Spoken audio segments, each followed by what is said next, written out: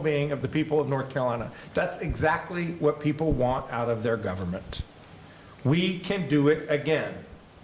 That is why I am calling on the Senate and the House to put their non-Medicaid disputes to the side and come back to the table to fully fund Medicaid in North Carolina. The two chambers agree that Medicaid needs more money to operate. The two chambers even agree on how much more money is needed to operate. The two chambers agree that the cuts to Medicaid provider rates are hurting people, especially in our rural areas. The General Assembly needs to send me a clean Medicaid bill when they come back to town in a week and a half, and I will sign it. In Washington, D.C., our leaders from both parties need to come together to extend the ACA subsidies and stop people's health insurance premiums from skyrocketing, 60% on average. We have so much work to do to improve people's health and financial well-being, but this announcement serves as a reminder of how much we can achieve when we work together. You'll hear stories from Jose and Dave from about how this debt relief is benefiting North Carolinians. People like Michael and Deanna, who both faced life-changing medical diagnoses and then life-changing debt just from trying to get treatment to stay healthy and alive. People who now have a chance to get their health and their financial lives back on track. So let's keep this momentum going. Let's keep putting money back in people's pockets, not leaving them high and dry. Let's keep investing in people's health. I'll now bring forward Dev Sangvi, Secretary of DHHS. Dev.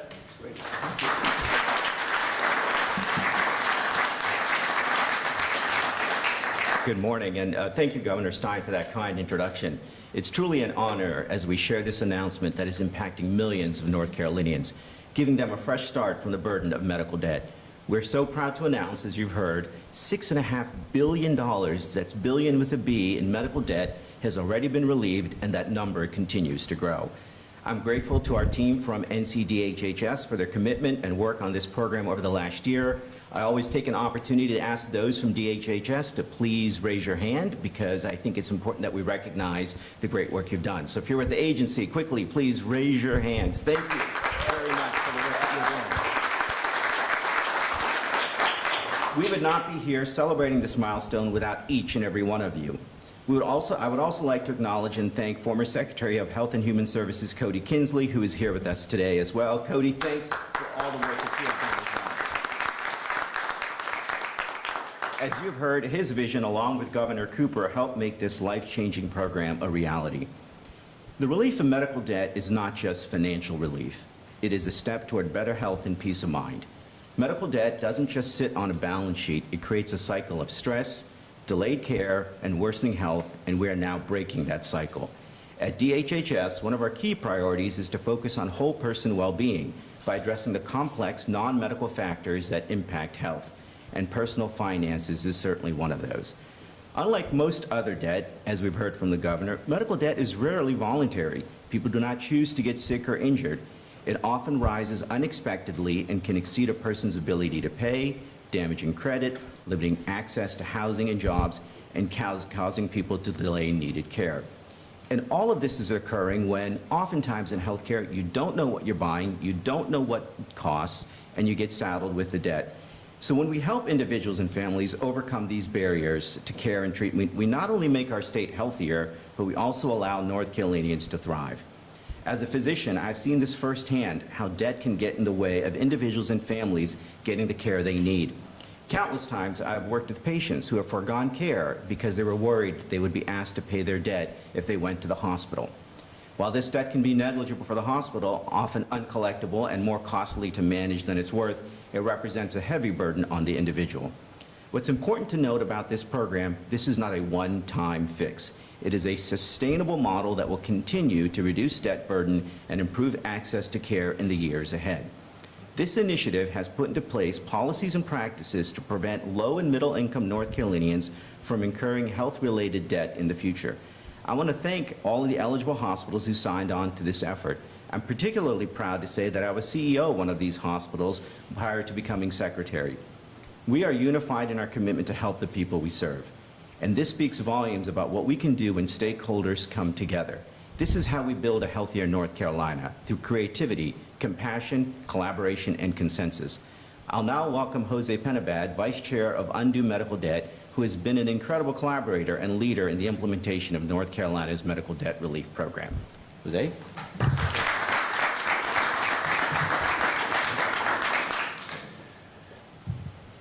Good morning, and thank you for having me here today. My name is Jose Penabad, Vice Chair of Undue Medical Debt, and also a proud resident of the great state of North Carolina. So I sincerely want to thank everyone in this room who helped make this happen, particularly Governor Stein and Secretary Sangvi, for their leadership in helping address the issue of medical debt in North Carolina, and for allowing us to partner with you all in forgiving $6.5 billion of medical debt for 2.5 million of our neighbors. Those are the people we're helping here today. Undue will begin its notification process this week. We expect to be sending over 255,000 letters to people this week to notify them that their debt has been relieved. I am very grateful to be here today. It's not every day that the work that you do touches the lives of millions of people. So I want to thank the team at Undue Medical Debt for allowing me this honor to represent our charity and for their tireless effort to end medical debt for all Americans. Our charity's mission is straightforward. We want to end the scourge of medical debt in America with a goal of putting our charity out of business. We firmly believe that when communities can access the medical care they need, when they need it, and without fear of financial ruin, our communities are stronger, they're healthier, and they're happier. Medical debt, as both Governor Stein and Secretary Sangvi have said, is a terrible name to call this thing. The word debt in our society suggests that someone had a real choice in the matter, as they do with their other financial debt. It's not like someone woke up on a Saturday and said they want to end up in the ER with a $20,000 bill for a good time. This does not happen. This is not a choice.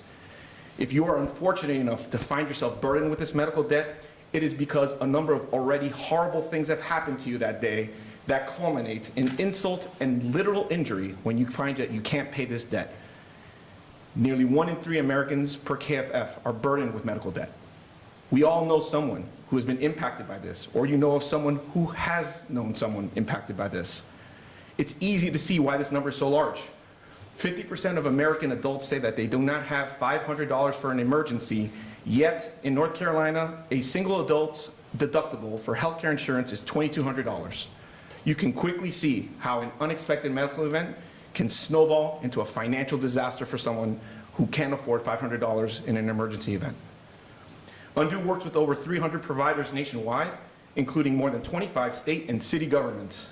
But as a resident, I am particularly proud to highlight that North Carolina's approach is completely unique because it facilitates in the short term debt relief for families today while incentivizing long-term policy changes that will end the cycle of medical debt by attacking it at its root cause, ending it before it even starts, so that these unpayable medical debts don't infect our communities with this sickness that is rotting in us today. And it's this combination of short and long-term fixes that our charity appreciates the most about North Carolina's approach.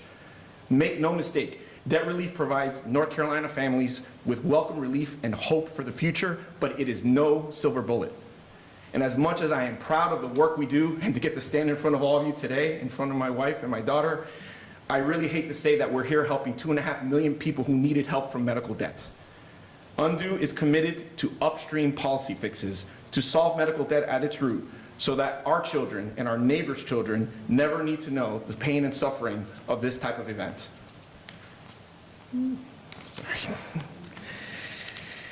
And finally, despite the negative headlines and the sometimes hopelessness with which people discuss the issue of medical debt, North Carolina set a tremendous, shining, bright, positive light to show that states can do active things to protect their residents and can advance a positive solution that is done by multiple groups of providers, by the states, by the people involved in the care of our neighbors, and cross parties and finding a real solution. I am so proud to be here today. I want to thank everyone for allowing me to be here, and I believe our work is just getting started. And with that, I'd like to hand it over for Dave for a story about our work. Thank you.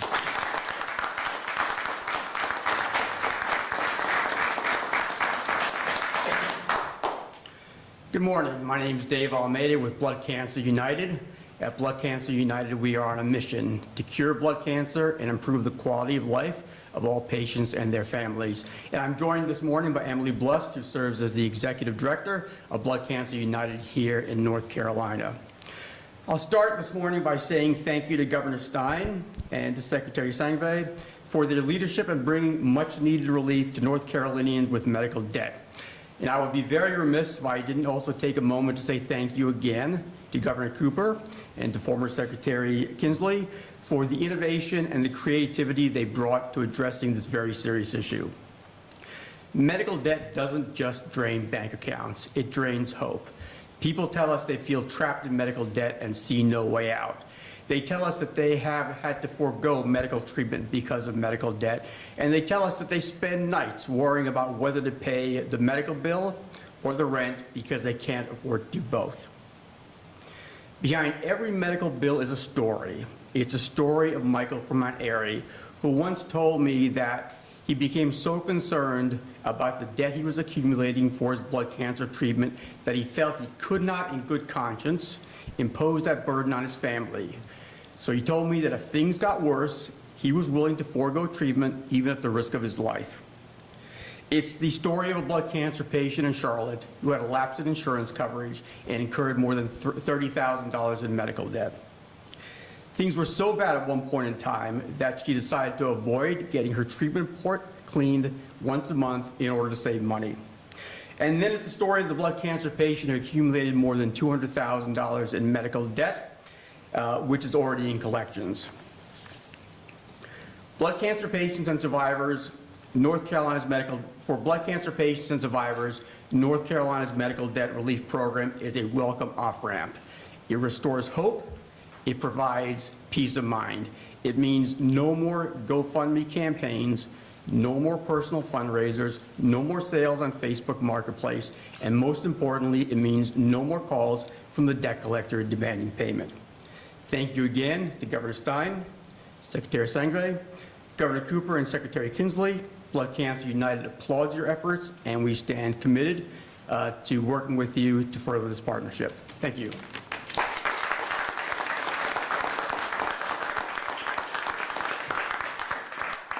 Alrighty, so that concludes our program. Thank you everybody for coming. I'm gonna ask everyone to stay seated while I get the press to another room. You can follow Sammy, who's right here. We have refreshments out in the foyer area. And then we'll do a couple photos and Madison will get folks lined up for photos. So just give us a second to get everybody out and thank you for coming.